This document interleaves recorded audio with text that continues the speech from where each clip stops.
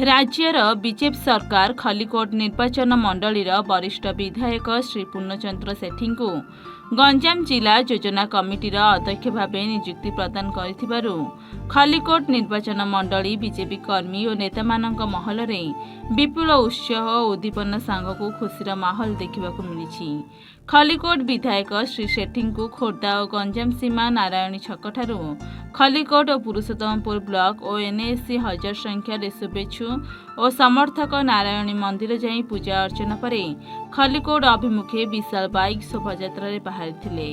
जिलार बहु बीजेपी नेता और कर्मी माने प्राय 1000 बाइक कार रे दलिया पताका लगाई एक विशाल बाइक शोभायात्रा नारायणी छक ठारू तांको खलिकोट स्थित बासभवन पर्यंत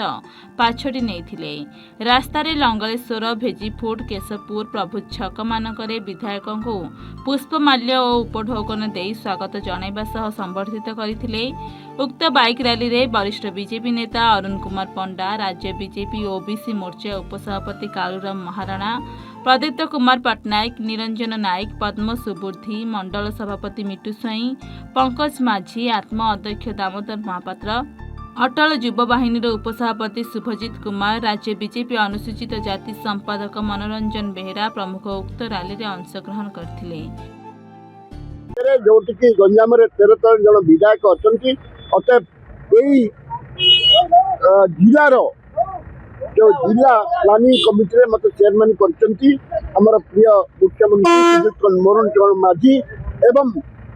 आमर श्रीयुक्त मनमोहन सामल राज्यसभा सांसद तथा आम दलर सभापति एक गुरु दायित्व देते एवं से गुरु दायित्व को मुझे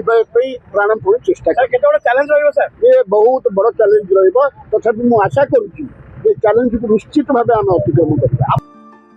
गंजाम जगन्नाथ साहू रिपोर्ट एनोनिशा।